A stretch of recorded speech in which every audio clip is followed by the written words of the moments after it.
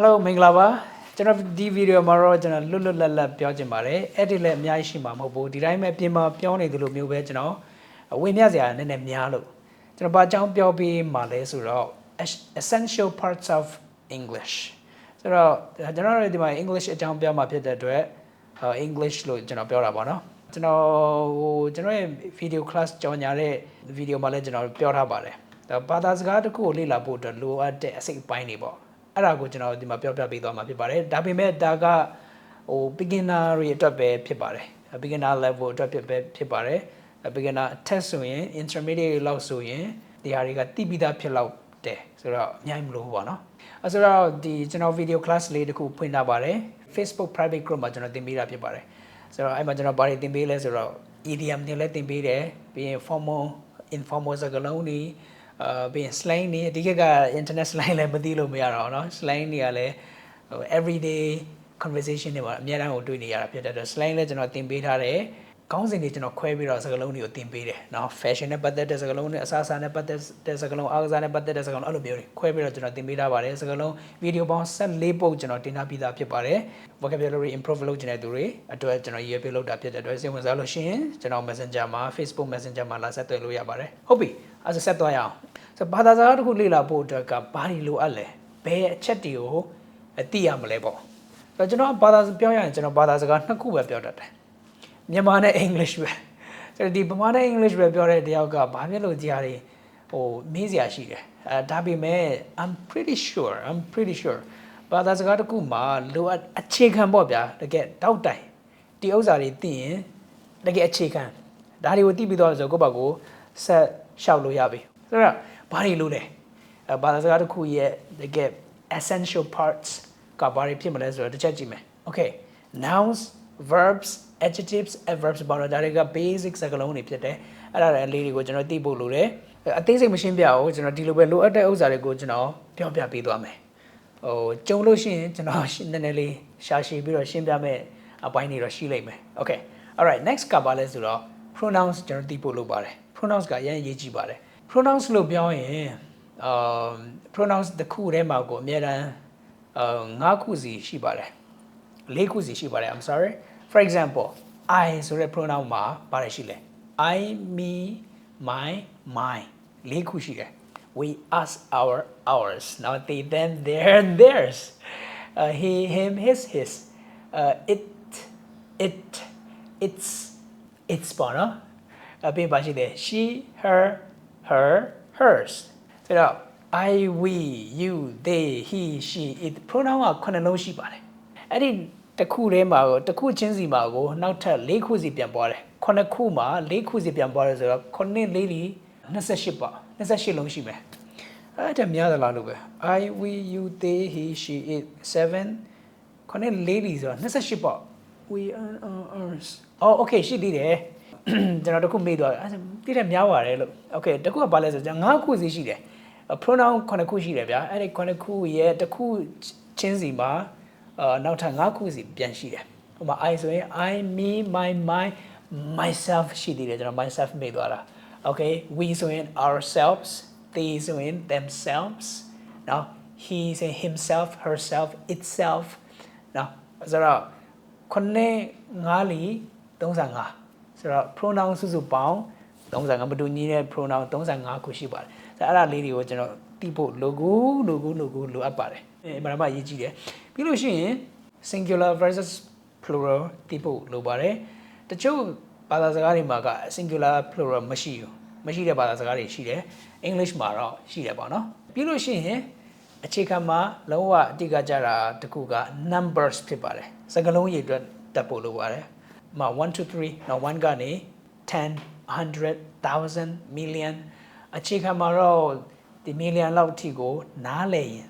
အကုန်ပြောတတ်ဖို့မပူတော့နားလည်ရင်ပြောတာနားလည်ဒါပေမဲ့ပြောတတ်ဖို့တရားလောက်အထိတော့ကျွန်တော်ပြောတတ်ဖို့လိုပါတယ်ဆိုတော့တရားပြီးရင်တောင်မခက်ဘူးလေနော် numbers မှာ2မျိုးရှိတယ် cardinal နဲ့ ordinal ဆိုရရှိပါတယ် cardinal ဆိုတော့က1 2 3 4 5 6 7 8 9 10အဲ့ဒါက cardinal ordinal ကကြတော့ first second third fourth fifth sixth seventh eighth ninth 10th နော် 11th ဘာညာပေါ့နော်အချိန်မြောက်ဥပမာအခုဒီခေတ်ကဘာခေတ်လဲ21ရာစုဆိုတော့21 century လို့လည်းပြော တော့ပြောကြတယ်ပြောလို့တော့ရပါတယ်တိုးတော်လည်းပဲတကယ်အမှန်ဆိုရင် 21st century ဆိုရင်ပို့ပြီးတော့မှန်ပါတယ် we're living in the 21st century ပေါ့နော် 21st century ဆိုတော့ပြည့်တော့မပြည့်သေးဘူးပေါ့2099အထိက 21st century ပဲ2104ရောက်ပြီဆိုတာနဲ့ 22nd century စသွားပြီပေါ့နော်စပြီဖြစ်တဲ့တော့ 22nd လို့ပဲပြောရတော့မယ်ဆိုတော့အဲ့ဒါက ordinal ဖြစ်ပါတယ်မြန်မာမှာလည်းရှိရလေ1 2 3 4 5 6 9 10ရှိတယ်ပရမဒုတိယတတိယဆိုရှိသေးတယ် okay ဆိုတော့ ordinal နဲ့ cardinal အဲ့ဒါလေးကွဲပြားအောင်သိဖို့လိုပါတယ်ဒီမှာလည်းကျွန်တော်ရှာရှည်ပြီးပြောချင်တာတခုရှိပါတယ်အဲ့ဒါပါလဲဆိုတော့မွေးနေ့တွေပါရလောက်တဲ့အခါမှာလေhappy 9 years old happy 22 years old မပါဘူးဒါပေမဲ့အဲ့တဲ့ဒီဘူဆန်အောင်ပြောချင်တယ်ဆိုရင် happy 22nd birthday နော် happy တနည်းပြည့်ဆိုရင်happy first birthday ပြောလို့ရပါတယ်နှစ်နှစ်ပြည့်ဆို happy second birthday ပေါ့နော်အဲ့လိုမျိုး ordinal နဲ့ပဲသွားတယ်အဲ့လိုမျိုးမှာအချိန်မြောက်ကိုပြောရရင်အသက်ဆိုတာကဒီလောက်အချိန်ရည်ရှိပြီပေါ့ဗျာနော်အချိန်ရည်ကိုပြောတာအရေးအတွက်မဟုတ်ဘူးအရေးအတွက်ဆိုရင်22 birthdays ဖြစ်သွားမှာပေါ့နော်ဆိုတော့ 22nd birthday ဖြစ်ပါတယ် okay alright နောက်တစ်ခုက alphabets မသိလို့မရပါဘူးနောက် alphabets ကတိကိုသိရမယ် English မှာဆိုလဲကျွန်တော် alphabets အတန်ထွက်တွေကျွန်တော်တင်မိထားတာရှိပါတယ်เนาะအဲ့ဒါတွေပြန်သွားကြည့်လို့ရပါတယ် alphabets ရဲ့အတန်ထွက်တွေမှန်ကန်အောင်အတန်ထွက်တတ်ဖို့လိုပါတယ်မှန်ကန်အောင်လို့ပြောတဲ့အခါမှာ correctly ပေါ့ perfectly မဟုတ်ဘူး correctly เนาะအတန်ထွက်မှန်ဖို့ပေါ့ဆိုတော့အားကစားတွေမှာဆိုဥပမာ technique လို့တယ် technique လို့ပေါ့အရင်ကောင်းနေကြမလို့ဒါပေမဲ့မမှားဖို့အဲ့လိုမျိုးပေါ့เนาะမှားလို့ရှိရင်ကျွန်တော်လေ့ကျင့်ခန်းတွေပါရလောက်တဲ့အခါမှာတော့မှတခုခုဒီလွဲချော်တာရှိနိုင်တယ်အဲ့လိုမျိုးပေါ့ alphabets အတန်ထွက်မှန်ဖို့လိုပါတယ် correct pronunciation ဖြစ်ဖို့လိုပါတယ်ကျွန်တော်တို့မြန်မာတော်တော်များများမှာအခက်အခဲရှိတာက p တန်နဲ့ p တန် s တန်နဲ့ x เนาะ s နဲ့ x ပြီးလို့ရှိရင်t နဲ့ d ဘာရှိအောင်မလဲအတိကတော့အဲ့ဒါတွေဖြစ်မယ်ထင်တယ်ဥပမာဗမာစကားမှာလည်းကျွန်တော်ဗမာစကားကို second language third language အနေနဲ့ပြောရတဲ့လူတွေမြန်မာနိုင်ငံမှာတပုံကြီးပဲအများကြီးဆိုတော့သူတို့အတွက်ကျွန်တော်တို့အတွက်ပေါ့နော်ကျွန်တော်လည်းပါတယ်ကျွန်တော်တို့အတွက်တချို့စကားလုံးတွေအခုထိကျွန်တော်ဘာကုန်းနဲ့ပတ်ဆောက်အတန်ကိုကျွန်တော်တဲတဲကွဲကွဲမပြောတတ်သေးပါဘူးသူများပြောရင်လည်းကျွန်တော်သူများပြောရင်တော့စကားလုံးတွေတိနေတော့ဗျာအကုန်သားလေတယ်ဘာမှမလို့ဒါပေမဲ့ကိုယ်တိုင်ကသူတို့ဘလို့ကွဲလဲတကယ်အခုကျွန်တော်အယူသားဆုံးပြောမယ်ကျွန်တော်မသိဘူးဘလို့ကွဲလဲပသူတို့ဗမာတွေကတော့ကွဲတယ်အမှကျွန်တော်အခုကျွန်တော်ရိုက်ပေးနေတယ်ကျွန်တော်ရဲ့ညီလေးတယောက်ရှင်သူကကွဲတယ်ကျွန်တော်မသိဘူးအခုထိလည်းအဲ့လိုမျိုးပေါ့ English မှာလည်းအဲ့ဒါပဲနည်းနည်းလေး subtle differences လေးတွေရှိတယ်ဆိုတော့ဒါလေးတွေကိုဥပမာအရင် similar ဖြစ်နေတဲ့ဥစ္စာတွေမကွဲတာကတိတ်ပြဿနာမဟုတ်ဘူးဒါပေမဲ့အရင်ကွဲတဲ့ဥစ္စာတွေကို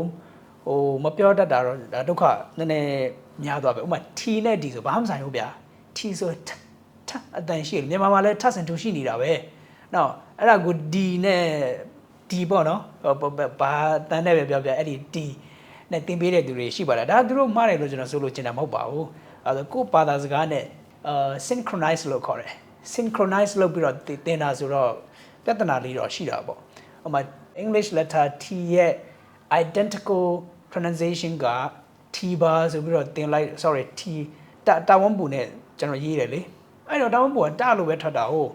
အဲ့ဒီအတိုင်းသင်ယူတဲ့အကြောင်းသူအကြောင်းသားတွေကဖတ်တော့ T ဖြစ်သွားတာပေါ့ T မဟုတ်ဘူး T နော်အဲ့လိုမျိုးဆိုတော့ synchronize မဖြစ်နိုင်တဲ့ဥစ္စာတွေကို synchronize လုပ်လို့မရပါဘူးနော်ဆိုတော့ကျွန်တော် the alphabets ပြောတာနည်းနည်းများသွားပြီ alphabets ပြီးရင်ဘာလို့ဒီလဲဆိုတော့ prepositions တိပို့လို့ပါသေးတယ်အပေါ်အောက်ပေးနောက်ရှေ့အဲ့ဒါတွေပေါ့နော်ဟုတ်ပြီအဲ့ဒါလေးတွေကျွန်တော်သိဖို့လိုပါတယ် beside next to အဲ့လိုမျိုးအဲ့ဒါမှဒီအောက်တောင်မှမတူဘူးเนาะကက်ရက်ထိပြီးတော့ရှိတဲ့ဥစ္စာနဲ့ကက်ရက်မထိတဲ့ဟာမျိုးကက်ရက်မထိတာဆို under လို့သုံးတယ်ကက်ရက်ထိရင် beneath လို့သုံးတယ် beneath အဲ့လိုမျိုးပေါ့အပေါ်ဆိုရင်လည်းကက်ရက်ထိတာကက်ရက်ဒီလိုမျိုးကက်ရက်ထိတာဆိုရင် on နဲ့ကျွန်တော်သုံးတယ် on my hand ကက်ရက်မထိတော့ဆိုရင် above or over ဖြစ်သွားပြီအဲ့လိုမျိုးပါဒီလိုဆိုရင် beneath ဒါဆိုရင် under အဲ့လိုမျိုး စပွဲအောက်မှာကြောင်ရှိတာစပွဲကပြီးနေတာစပွဲနဲ့ကက်ရက်ထိနေတာဆိုရင် beneath အဲ့လိုမျိုးပေါ့နော်မထိဘူးပုံမှန်လိုပဲစပွဲအောက်မှာပဲအေးစေးသူလွတ်လွတ်လပ်လပ်ရှိနေတာဆိုရင် under prepositions ဆိုအဲ့ဒါပါပဲ okay being conjunctions အရေးကြီးပါတယ် because since as for and နော်ဒါတွေလည်းမသိလို့မရပါဘူးသူနဲ့သူဒါ being after before နော်အဲ့ဒါလေးတွေလည်းကျွန်တော်ဘာသာစကားတစ်ခုမှာမရှင်းဖြစ်လို့အပ်တဲ့အပိုင်းတွေဖြစ်တယ်နောက်တစ်ခုကတော့ days of the week days of the week နဲ့